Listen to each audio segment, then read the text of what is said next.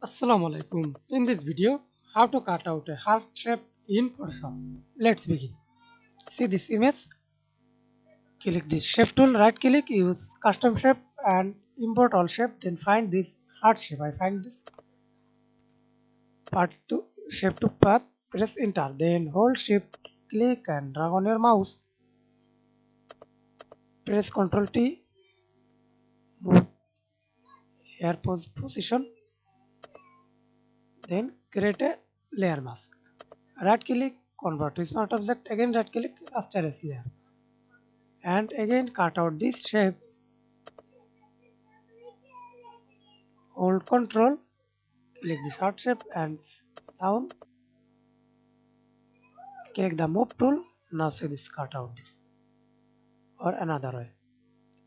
Or press Ctrl Z. Thanks for watching video. Please subscribe to my channel, like, comment, share.